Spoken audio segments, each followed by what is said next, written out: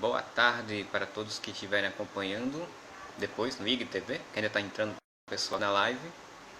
E a gente vai falar hoje sobre racismo estrutural, como essa estrutura do racismo entra na sociedade com a participação da Durvalina, que é militante do movimento negro, ativista da IOBAOMI e de outras entidades também. No nosso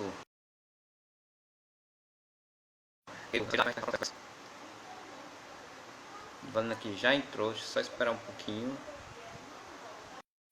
A situação.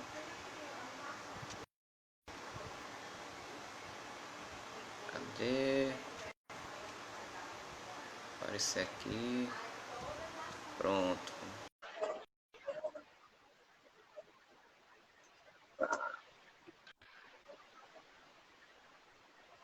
Olá, Duvalina, tudo bem? Olá. Tá ouvindo bem? Tá tranquilo o som? Oi. Tá me ouvindo? Tô ouvindo você. Tá me ouvindo bem? Tô, Marcelo. Tô sim. Maravilha, então.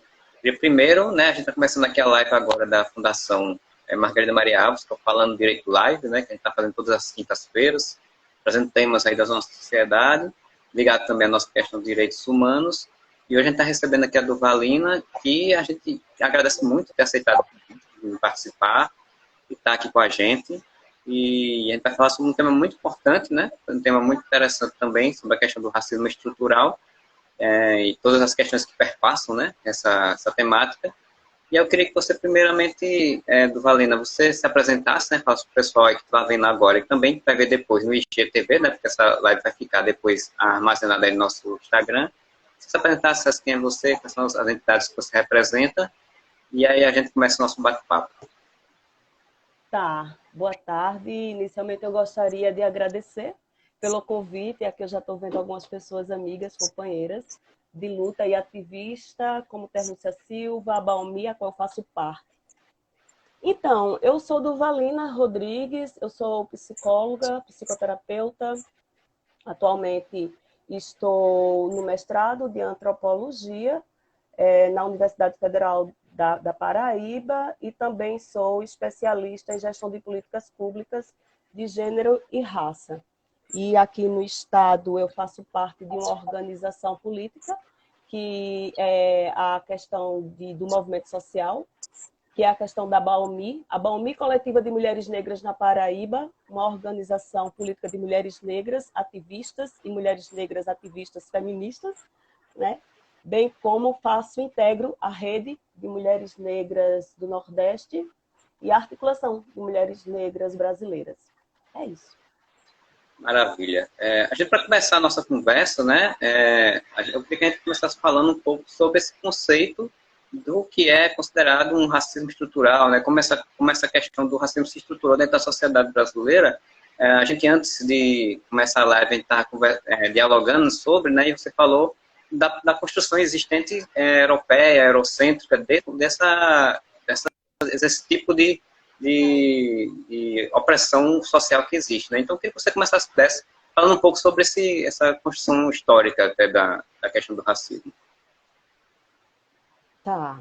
Então, antes de mais nada, eu acho importante trazer a questão do racismo, né?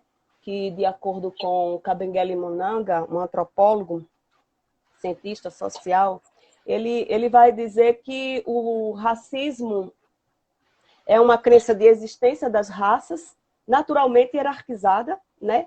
Pela relação intrínseca entre, e aí eu gostaria de chamar a atenção, o físico e o moral, o físico e o intelectual, o físico e o cultural. Ou seja, é um imaginário, né, na verdade, de supremacia racial, no caso em questão da população negra aqui tocada, né, na questão da branca sobre a população negra, com implicações desde a segregação à violação de direitos, né?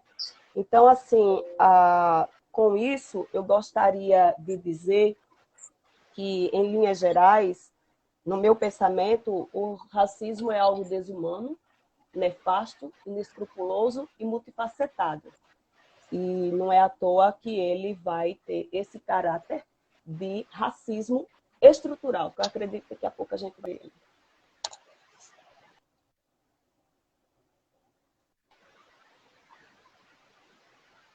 Bem cortando para mim, eu não vi o final que você está falando. Oi, também para mim está cortando, eu não sei o que está acontecendo. Tá me ouvindo bem? Tô ouvindo bem agora. Tava bem até começar a cortar, aí depois melhorou. Tá, me ouviu até aonde? Diz para mim, que aí eu posso estar repetindo a questão dos conceitos. Não, pode, é melhor repetir, porque pode ser que tenha cortado também para outras pessoas, né? Tá, eu trouxe o conceito de Kabengele Munanga. Kabengele Munanga, que é um antropólogo cientista social. Ele vai dizer que o racismo é uma crença na existência das raças. Está cortando, né? Tá, um pouquinho. Deixa eu ver aqui se é a minha conexão. Tá, pois não. A internet hoje estava bem ruimzinha aqui. Pode ser isso.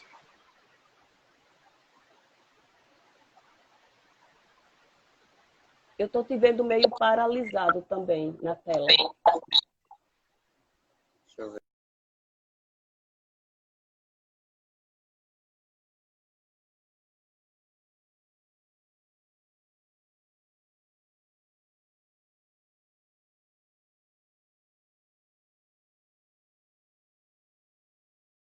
Paralisou, eu acho.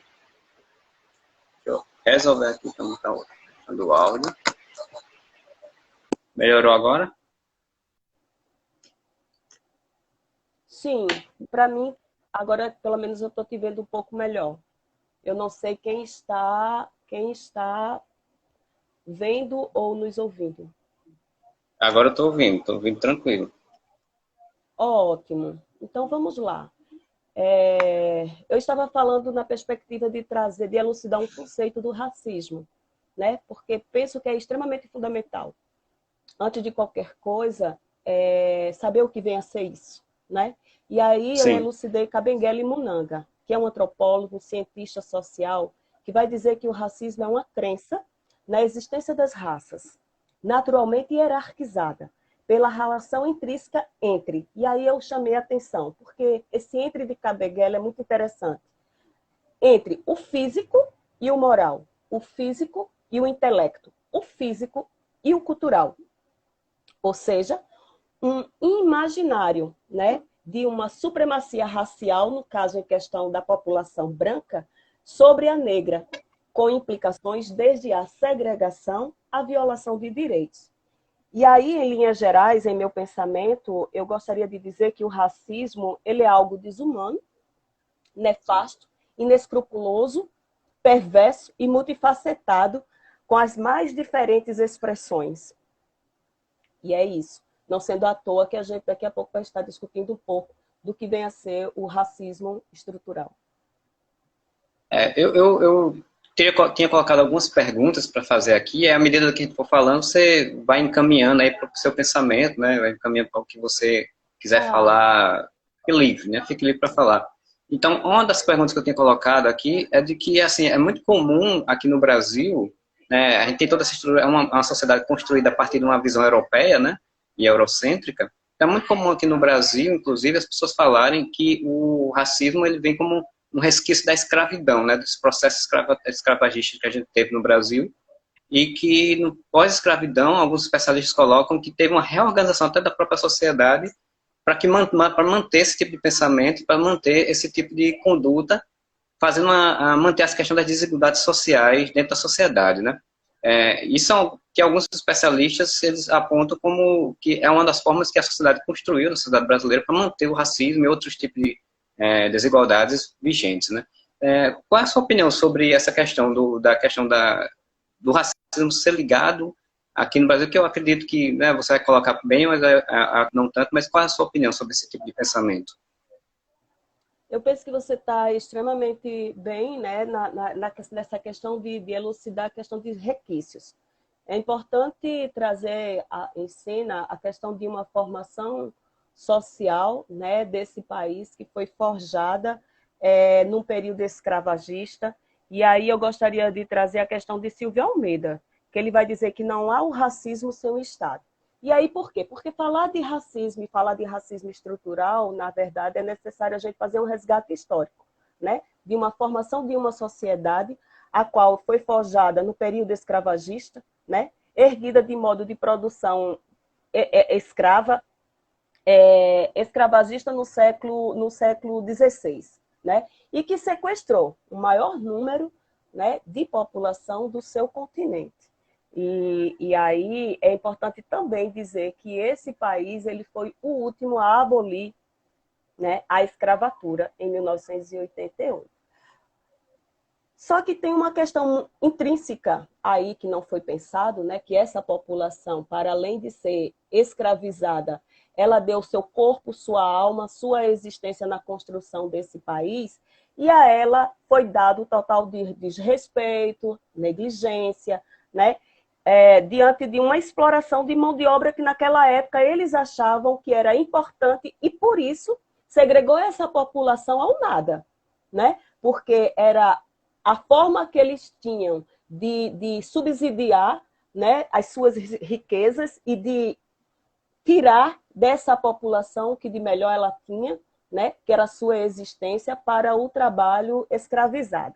Nesse sentido, é importante dizer que, além da escravidão, e que foi de uma desumanidade indizível, no processo dessa falsa abolição, nada foi pensado para essa sociedade, né?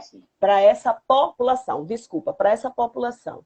E aí é quando o teórico, o pensador, médico, psiquiatra Frantz Fanon, em seu livro Pele Negra, Máscaras Brancas, ele vai dizer que no período colonial, no período escravagista, o negro ele foi constituído como negro. Então, ele era visto desta forma como um ser com a diminuição do seu ser, né?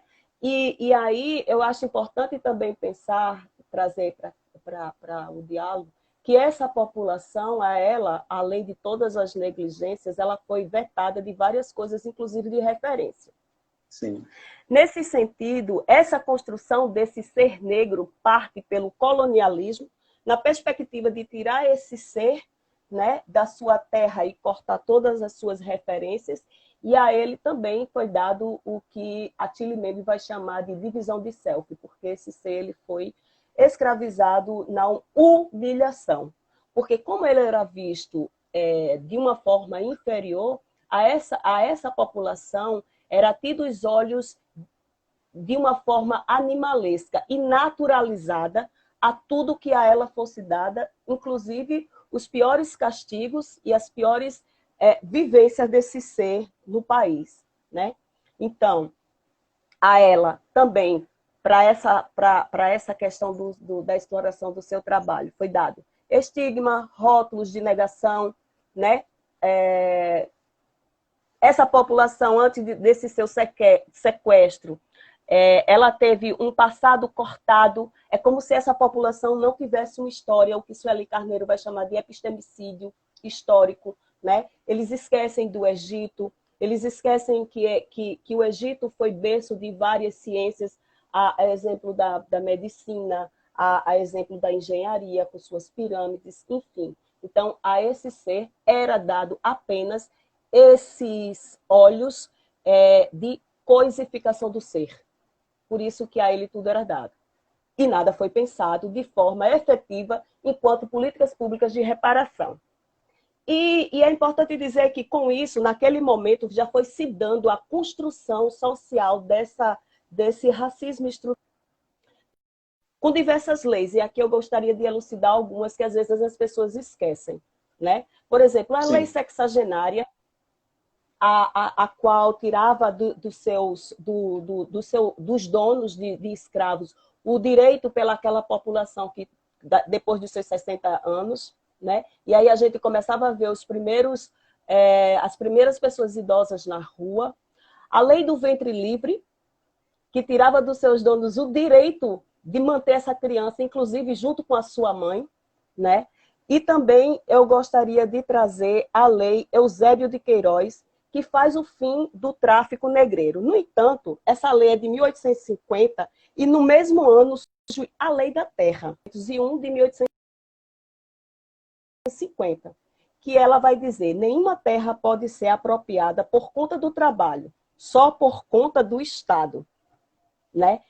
Com essa Sim. lei, os escravizados eles foram excluídos, mais uma vez, né? E aí toda a negação de relação com a questão dessa falsa abolição de 1988, ela foi jogada à rua, ao caos, ao destino e à sorte, né? Sem ter terra, sem ter teto, sem ter para onde ir, sem nenhuma moradia, e ela foi se fazendo, se refazendo, se construindo, como até hoje nós fazemos, né? Então, com essa questão que você traz do resquício, é isso mesmo. Esse resquício é o que nos leva a uma herança histórica vinda de centenas de anos. Né? É uma formação densa, a minha concepção, o racismo estrutural, ele é uma concepção densa, é como se ele fosse se montando e ele não afunila, sabe? Ele só engrossa a crosta dele, nos levando e fazendo exatamente o que fizeram com Floyd, nos tirando a respiração diariamente. Eu acho que assim, uma coisa que você falou aí que eu acho importantíssima, essa questão de como o Estado ele não deu condições, né, para os negros se conseguirem se tornar pessoas dentro da sociedade que eles não eram anteriormente antes da questão da escravidão, né? E aí você vê a vulnerabilidade da negritude no país nesse sentido. Então, tem uma questão que eu vejo sempre as pessoas colocando quando falam sobre essa temática, é a questão do Estado transformar o negro como inimigo. Você acredita que dentro dessa contexto aí que você está colocando, que o Estado brasileiro ele construiu o negro como um tipo de inimigo para ser combatido? Olha, eu não sei enquanto inimigo, sabe? Mas, por exemplo, eu gostaria de trazer que a discriminação racial ela é estruturante e ela é estruturada dentro dessa sociedade, né? Se nós somos vistos como inimigos, eu não sei. Mas que nós não somos percebidos enquanto seres pensantes, enquanto pesquisadores, enquanto intelectuais e com toda a nossa potencialidade de força e luta e ancestral e de luta para uma sociedade mais equânime, aí é uma outra coisa, entende? Se isso tudo nos leva a essa discriminação de inimigo, eu não sei. Mas, por exemplo, eu acredito muito na perspectiva que ainda não nos viram como uma população que, inclusive, traz marcos civilizatórios, né? A nós, a população negra, nós temos várias referências de marcos, né? Que a população branca, às vezes, nem sabe que nós temos. E nós temos, inclusive na perspectiva de efetivação política, né? Então, eu não sei se é realmente esse olhar que tem sobre nós. A questão, por exemplo, você falando da população negra, ela é a maioria do país, né? Ela tem mais de Sim. 56%, 50% da população, né? Essa questão, você acha que a questão da processo de educação que não foi trabalhada ao longo de todo esse período para um empoderamento, né, uma construção de uma identidade do jovem, da negro que foi sendo construída ao longo do tempo, você acha que isso atrapalhou? Você acha que está ainda num processo que ainda necessita melhorar mais? Como é que você vê essa questão da educação dentro desse processo? Você se lembra dos diversos estigmas que eu trouxe para cá e das multifaces do racismo, né? Então, a sociedade pensar que a população negra era um ser coisificado, animalizado e que, portanto, poderia ser levado às maiores crueldades, que essa ação, esse tipo de comportamento seria visto como naturalização, isso para mim já me diz muito. E aí não é à toa que nós temos os piores dados, né, do país. E com isso, com esses estigmas, o racismo estrutural ele está esse preconceito leva a este racismo e está em diversas instituições, né? Nas mais diversas expressões. E tudo que se passa para esta população, devido a esse mesmo resquícios que você falou, né, até hoje continua a ser visto de forma naturalizada. E aí não é à toa que você vai ver a maior população na rua negra e ninguém se manifesta, é como se fosse naturalizado. Né? A maior população dos presídios abarrotados, né? E tudo isso é visto de forma naturalizado. A questão dos manicômios, né? Os maiores índices de violência, e aí eu falo das diversas multifaces da violência, está voltada para essa população. O extermínio da população negra, eu acredito que nós temos, em média, 1 hora de live.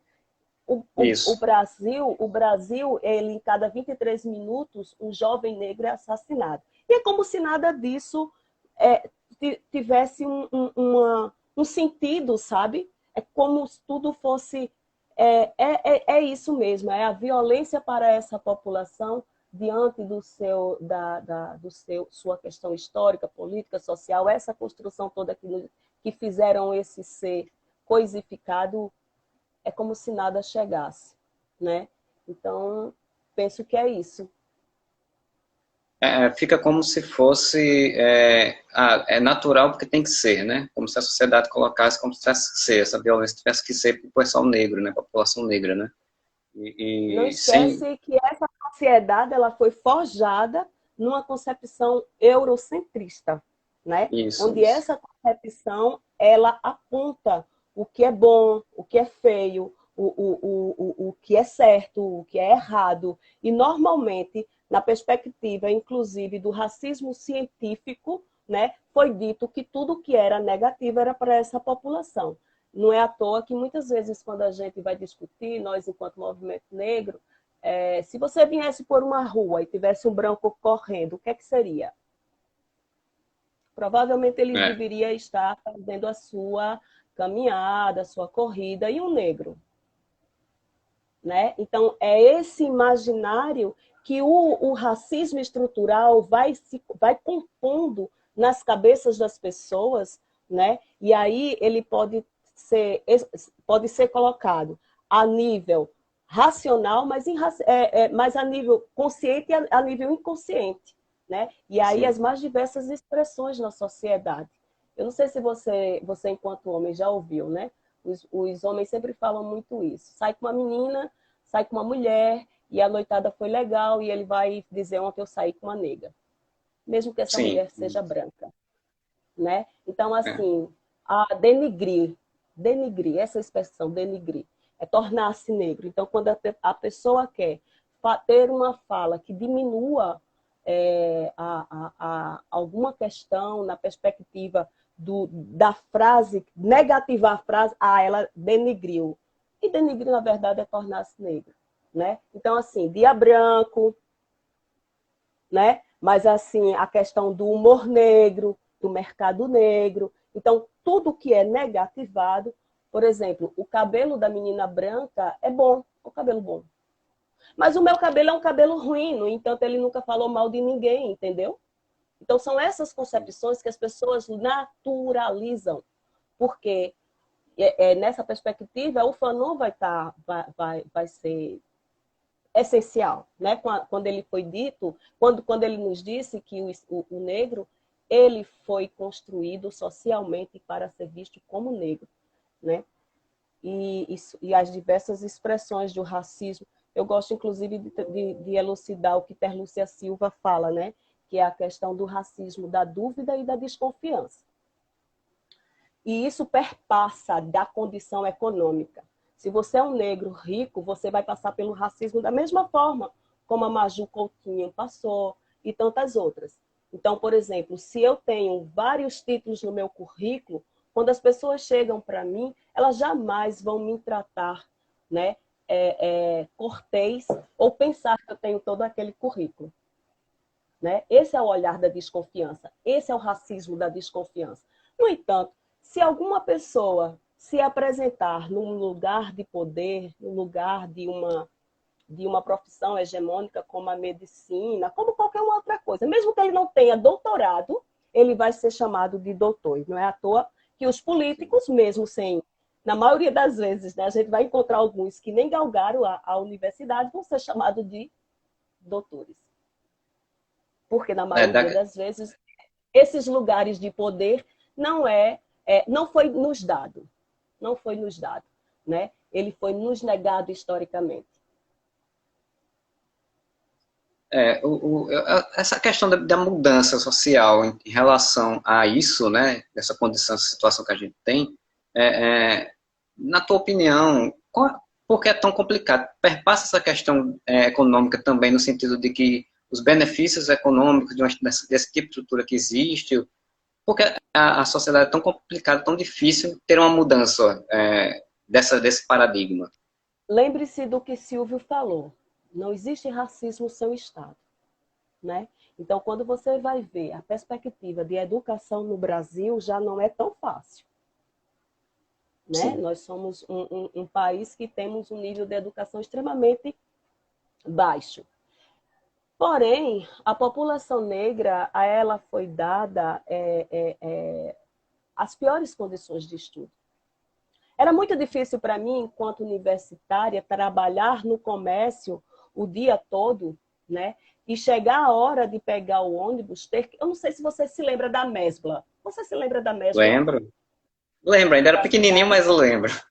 Eu já trabalhava ali. Então, eu saía correndo da Mesbla até a caixa d'água. Você sabe o que é a caixa d'água lá em cima? Sim, sim. Sei. Não. Eu pegar um ônibus com fome, após um dia de trabalho, para chegar à universidade particular, porque na época a Universidade Federal só tinha um curso de psicologia durante o dia eu não podia, né? E aí eu chegava com fome, assistia às aulas com fome e tinha que voltar para onde minha mãe morava na época do Roger. Ali a Santa Elias, onde hoje é o grande shopping, Tambiá, ali tudo era esquisito. E eu subia aquela estrada ali, né? A pé, com fome, com chuva e escuro. Você acha que é a mesma coisa de algumas outras pessoas que se acordam de manhã, tem seu belo café da manhã, pega seu carro, vai para a universidade, tem toda uma base de livros, né? E aí chega em casa e encontra tudo pronto. Você acha que é? E é nessa perspectiva que a gente fala de equidade. Não tem como, né, a gente pensar que as coisas são dadas da mesma forma, né? Então, assim, na questão de políticas reparadoras, é necessário pensar que, de fato, o Estado poderia estar pensando em políticas públicas voltadas para essa população na perspectiva de reparação de direitos a uma população que foi historicamente ligada e negligenciada. Na academia estamos, mas só nós sabemos o que é isso, né?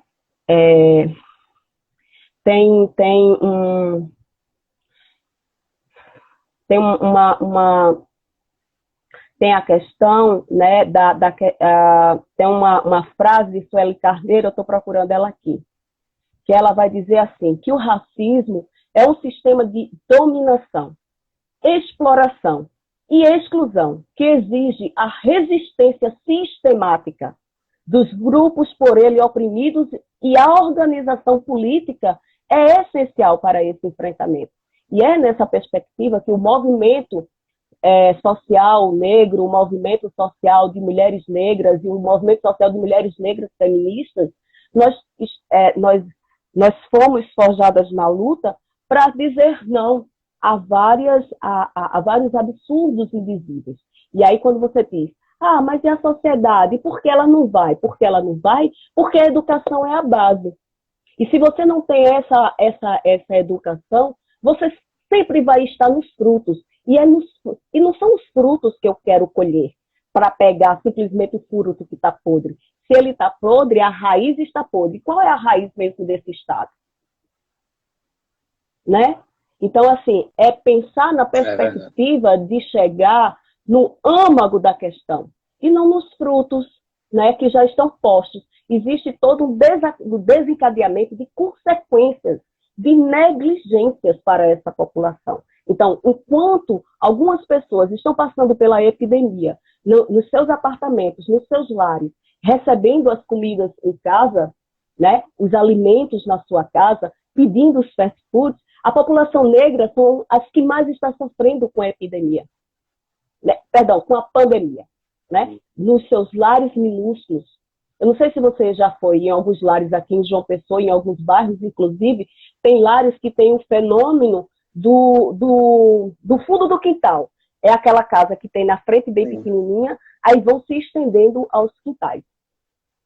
Em outras regiões, elas são verticais. Vai fazendo a casa e vão botando, e aglomerando. Então, como é que se dá? Como é que se dá para passar por uma pandemia dessa? Né? Quando ainda não foi gasto nem 10% de tudo que foi designado para o enfrentamento dessa pandemia. Né? Quais foram as mulheres mais vítimas da questão não é da chikungunya, do outro que fez as microcefalias? Sim, a Zika. Né? Foram as mulheres pretas, mas por quê? Pela falta de saneamento. Né? Então, a esse povo também é dado o racismo ambiental, onde você vai ter mais a questão de valas abertas, a ausência de saneamento básico, a questão das políticas básicas de saúde. Aonde, criatura? Né? Então, fica muito mais difícil. É como se você colocasse o coelho e a tartaruga para brigar pelos mesmos poderes. Né? Os dois vão chegar, agora os dois vão chegar na questão do seu tempo, isso se tivermos tempo, porque é importante elucidar que eu não sei muito bem mais onde eu coloquei, mas de cada existe uma taxa que para cada ser preto, né, o negro vive em média 10 anos a menos do que a população branca. Isso quando chega, né? Isso quando ela não é ceifada na perspectiva da sua infância, por tudo que a gente já falou, a questão do extermínio da juventude preta, né? A questão das mortes maternas, né? O racismo obstétrico, ele é dado muito mais às mulheres pretas. Porque é essa população que vai precisar dessas políticas públicas, que é o contrário de quem tem uma questão econômica maior. E isso se dá também do ponto de vista da economia. Dentro de um país que você tem um índice de pagamento de impostos extremamente elevados, né? Quem vai mais pagar impostos? É o pobre ou o rico? Consequentemente, o pobre. E nessa vala vai estar a população negra. Obviamente que aí vai ter outras populações, tá? Mas como aqui eu estou falando da população negra, eu não vou trazer outras, por exemplo, como indígena, cigana e isso tudo. É isso. E quando a gente coloca esse quadro, muitas vezes as pessoas espantam. Ah, é isso? Sim, é isso. É isso. Infelizmente. É uma situação bem complexa, realmente. Você falou da questão da pandemia e realmente é uma das coisas que eu tenho visto, né, fazendo monitoramento para a Fundação, porque eu sou assessor de comunicação da Fundação, então fazendo monitoramento das ações, assim, das notícias e tal, a gente vê como é realmente, além da questão da estrutura ambiental, estrutura de moradia, estrutura e tal, tem a questão financeira, né, porque boa parte da população negra também ela é pobre, necessita trabalhar, né, necessita sair de casa para o trabalho, né? E qual a estrutura está sendo dada, né, para isso também? Então, entra também esse ponto, né, em relação a isso, as desigualdades. Eu vi um texto falando isso, que a pandemia, ela inclusive, ela está trazendo, expondo bem o sofrimento da população negra, principalmente, né, que é o foco que a gente está colocando aqui, por conta disso, né? Sim, sim. Ela já foi destruída em vários pontos, né? Estou vendo aqui algumas pessoas colocando a sua língua, a sua cultura, a sua religião, porque qualquer coisa que viesse da população negra não era benéfica, né? A cultura não era cultura. A religião pode ser qualquer uma, menos a dos orixás, né? Com a questão da pandemia, ela não poderia ser diferente. A essa população não esquece, as diversas formas de violência e com o tratamento que se está dando ao coronavírus é uma violência para todos nós, porque para além da gente dar conta de uma pandemia, eu estou falando de uma pandemia que em alguns outros momentos a humanidade já passou, mas uma coisa é a gente ler sobre, outra coisa é passar nela. Verdade. Eu quero dizer que eu tive a Covid-19, estou saindo dela, faz 21 dias que eu tive, né? Então, assim, você dá conta de uma pandemia e de toda uma desestrutura social, não é fácil. Sobretudo na perspectiva de quando você tem um governador, né, à frente de um governo na frente de um país que vai apontar e minimizar. É como se tudo fosse nada, nada. Pelo contrário, né? Como se O estivesse que a gente acontecendo nada, vê né? é uma injeção de ânimo para que as pessoas não se cuidem, né? Então, é extremamente difícil a gente cuidar de uma pandemia quando a gente vê à frente os governantes, né, o governante do nosso país, fazendo o contrário, o que a Organização Mundial de Saúde coloca. E na perspectiva da saúde da população negra, isso é muito complicado. Porque na maioria do risco que está no protocolo da pandemia, a população negra ela já traz. Porque existem algumas doenças específicas, né, para essa população. Dentre elas, a obesidade, a hipertensão, a diabetes, que são exatamente pessoas que estão e são de risco, né? Eu gostaria da gente antes, eu acho que está indo para o final, não sei, mas eu gostaria de trazer para Então, você. quase 40 minutos. É ótimo. Tem Eu mais que... gostaria da gente fechar, Carlos, eu gostaria, enquanto psicóloga, eu gostaria de trazer alguns impactos do racismo no corpo e na saúde mental da população, né? E aí, estando dentro ou fora de uma pandemia, isso também não é diferente, tá? Então, o que eu lhe falei, né, os impactos na perspectiva da saúde, o que eu lhe disse é que uma pessoa negra vive 6 anos, 6, viu, não são 10, 6 anos a menos do que uma pessoa branca, adulta. Eu estou falando de uma pessoa adulta, né? E a população, a pessoa negra, ela morre normalmente com menos de 65 anos, algo que atualmente é extremamente jovem. Por tudo isso que eu já falei, algumas doenças, inclusive doenças negligenciadas, como a doença falciforme, algo que poucas pessoas, inclusive, sabem o que vem a ser essa doença. Então, na perspectiva da saúde mental, o racismo, ele atinge diretamente, né, a autobaixa estima, provocando a ausência de serotonina, ocitocina, que são hormônios fundamentais para o equilíbrio e o bem-estar. Obviamente que não tem como produzir serotonina, que é o hormônio do bem-estar, né? A ocitocina, que é o hormônio do amor, você todo dia sendo chamada de vários estigmas, né? A negra fedida, o cabelo de bombril, é aquela que não tem condições de seguir a questão da moda, né? É aquela que passa, bom, enfim, tudo isso que a gente já sabe. Então, é uma questão extremamente difícil. E estar com a pandemia, tendo que seguir os protocolos da Organização Mundial de Saúde, é você, inclusive, estar fora desse parâmetro. Porque para se ter uma máscara, para se ter álcool em gel e para se ter álcool 70, é necessário, para algumas famílias, tirar o pão da sua boca. E aí viver de migalhas, né? Viver de cestas básicas, isso não é fácil para ninguém. Isso só mostra na sua cara a ineficiência, né, de tudo isso que a gente já colocou aqui. Inclusive, essa questão da pandemia, uma coisa que eu estava refletindo esses dias que você citou o George Floyd, né, que é o caso que aconteceu de assassinato nos Estados Unidos por um policial, né, um negro, que criou todo um movimento de protesto, de pessoas indo na rua. E aqui no Brasil também teve um comparativo com isso, as pessoas também foram à rua e também casos, né? Todo dia a gente tem casos, né? Felizmente, casos de assassinato de pessoas negras, né? Uns com mais repercussão, outros com menos. E aí uma coisa que eu estava refletindo é exatamente isso, é como mesmo num período de uma pandemia, as pessoas têm que protestar por uma situação correndo risco de saúde, inclusive, né? Porque não se deixa, nem nesse momento crítico da sociedade em geral, se deixa tranquilo a população negra e se tem que protestar para poder se manter vivo, Sim, né? sim.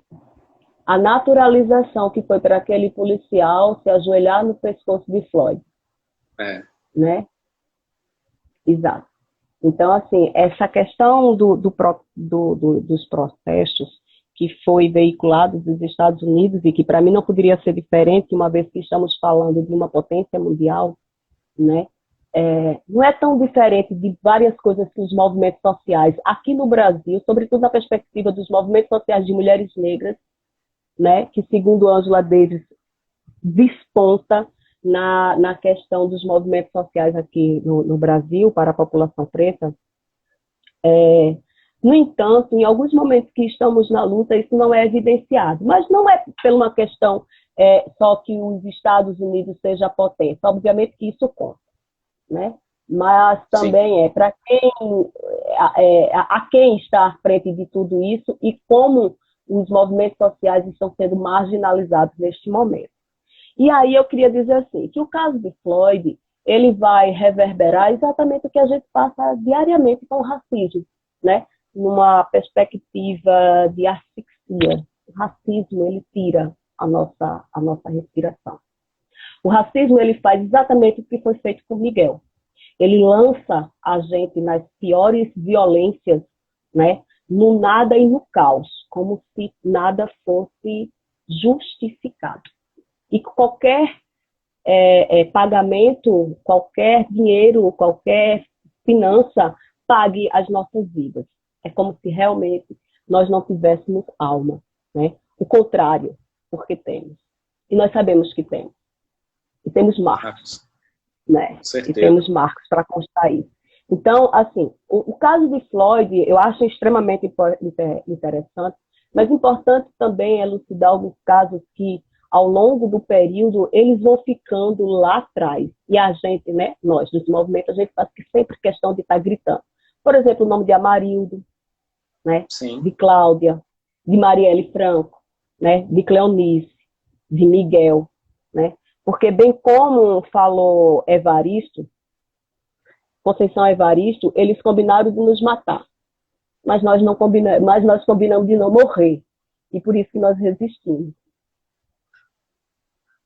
Eu até colocaram aqui algumas questões, tem muita gente comentando, eu não vou dar conta de pegar todos os comentários, mas colocaram um apontamento que eu achava interessante de falar, que assim, aqui no Brasil o racismo ele foi colocado como crime imprescritível com pena de reclusão de até 5 anos, né, pela lei 7.716, lá na Constituição de 1988, 89, né? Só que a gente vê, assim, claro, casos e mais casos que parece que aumentam com o passar do tempo, né? Mesmo sendo crime, parece que não penaliza então, a situação, né? Sobre essa lei, sobre as leis e ações de políticas nesse sentido, jurídicas, para a questão racial.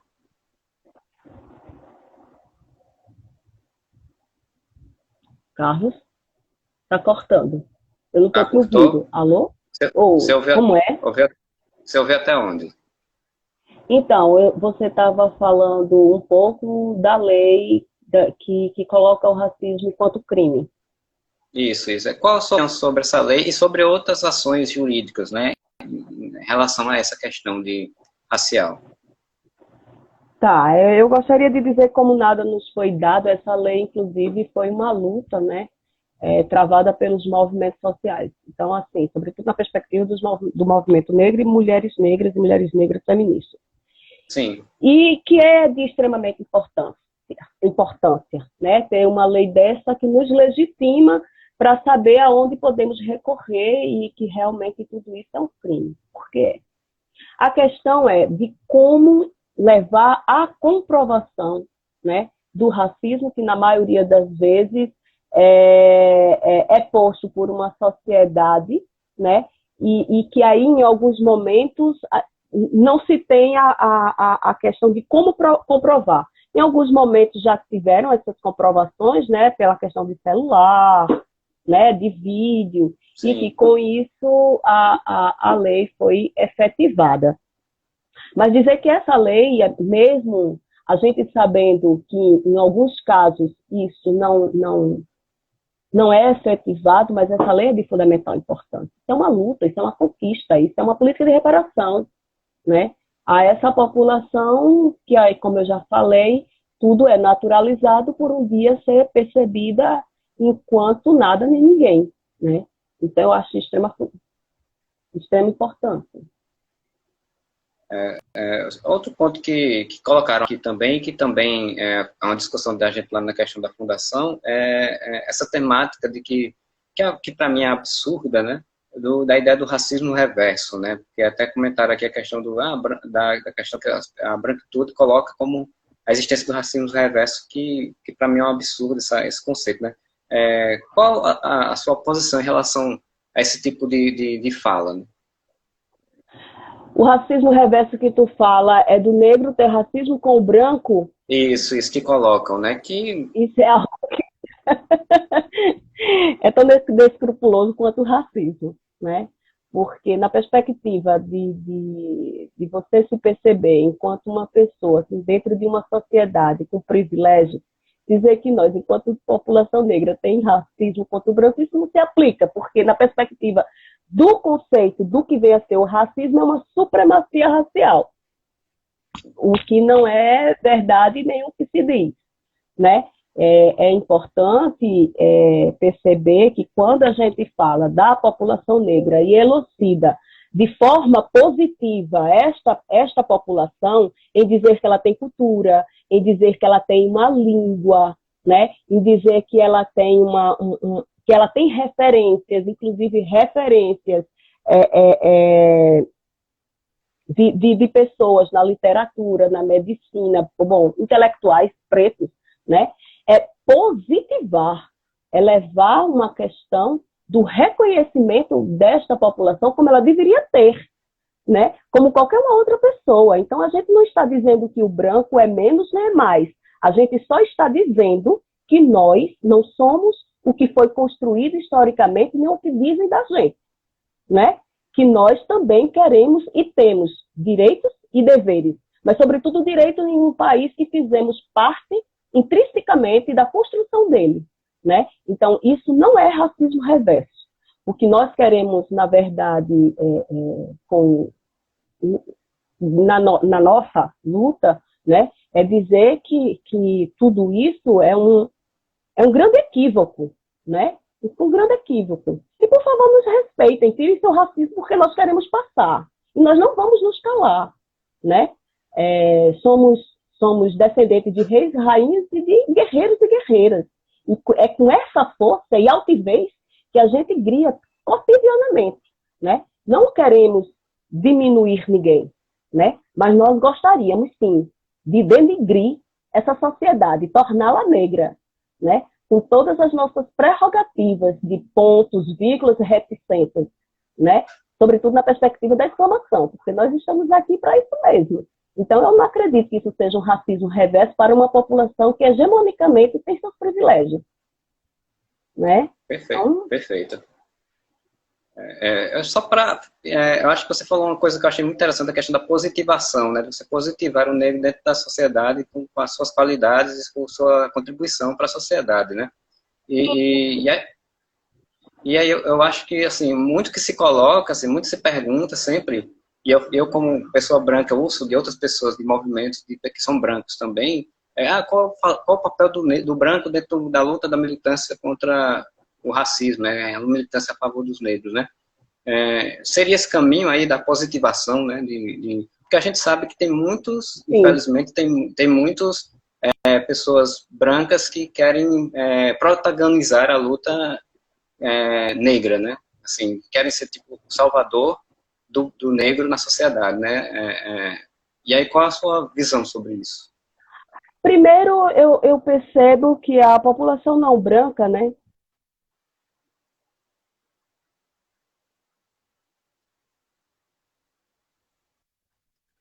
Agora voltou, tinha dado uma travadinha.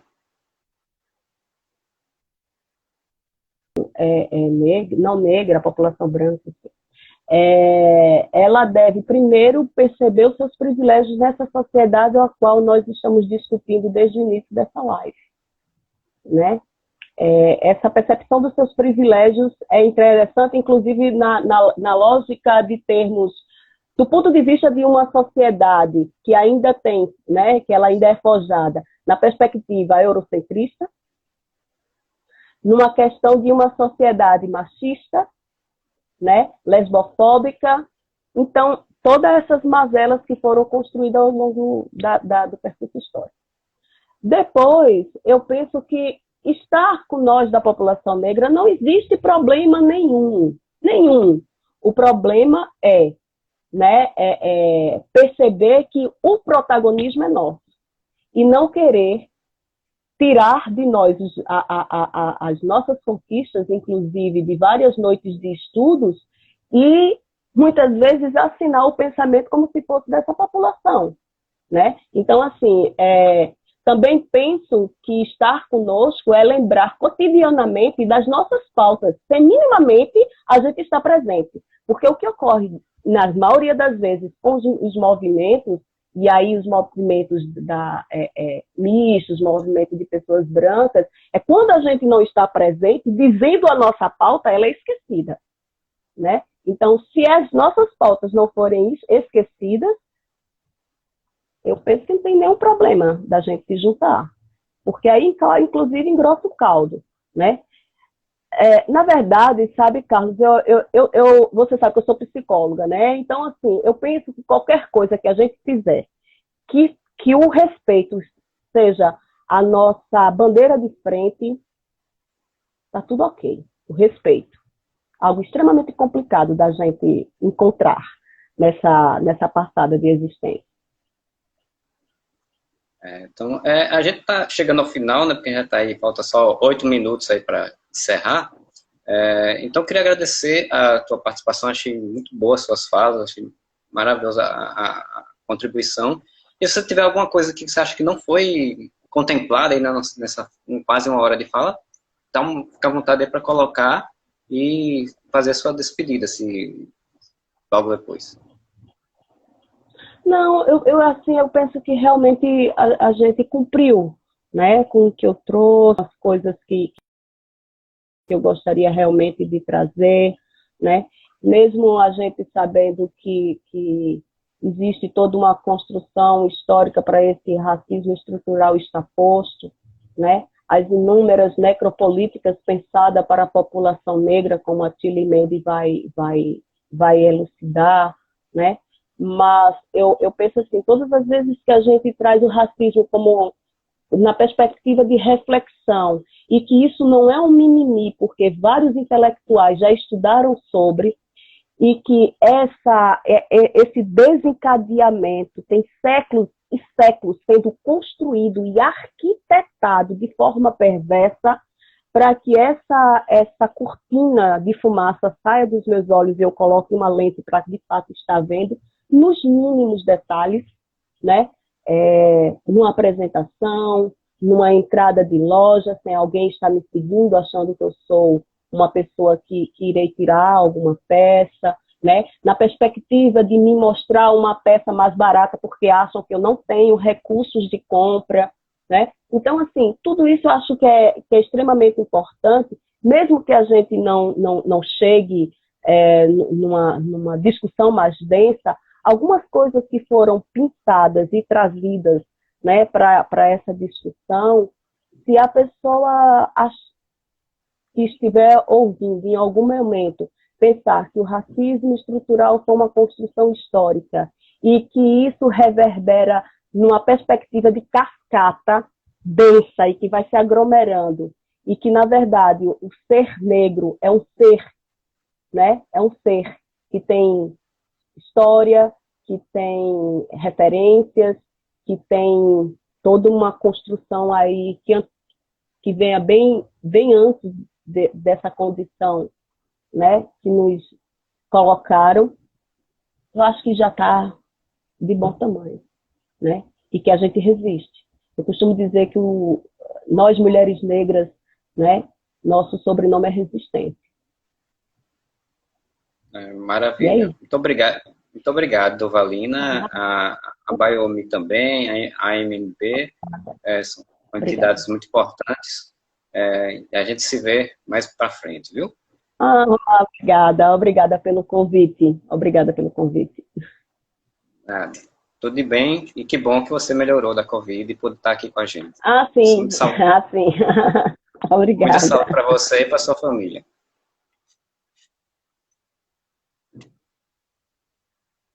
E cadê? Deixa eu...